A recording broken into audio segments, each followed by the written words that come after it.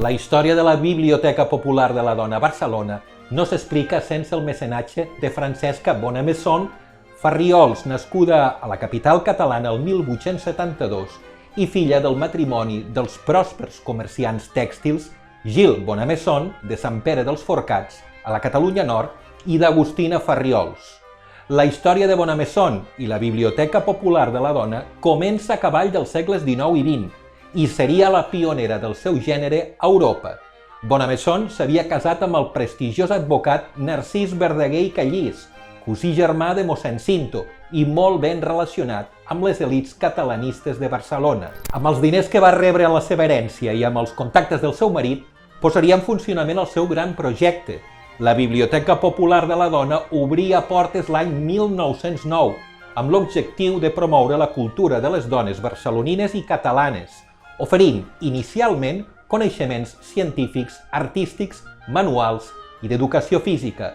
Bonamesson de seguida s'adonaria que per empoderar les dones calia ampliar la seva oferta a la totalitat de la demanda laboral del país.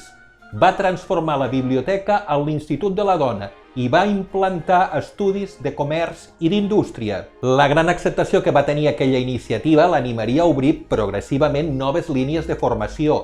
El 1914 va implantar els estudis de batxillerat, el 1918 va inaugurar els estudis de delineació i el 1921 obria portes l'Escola d'Alta Cuina.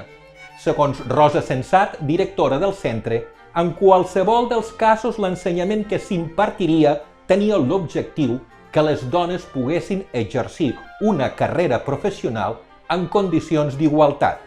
El fort creixement dels primers anys va obligar l'Institut a cercar espais adaptats a la demanda. Finalment, l'any 1922, s'inauguraria l'emplaçament situat al carrer Sant Pere més Baix de la capital catalana, en un edifici del segle XVI oportunament restaurat i adaptat que permetria cobrir la demanda de milers de dones estudiants cada any. Des de llavors ha estat la seu de l'Institut de la Dona. La iniciativa de Bonamesson va possibilitar que, per primer cop en la història peninsular i fins i tot europea, milers de dones poguessin sortejar el destí secular que les hi havia reservat la societat per la seva condició de gènere.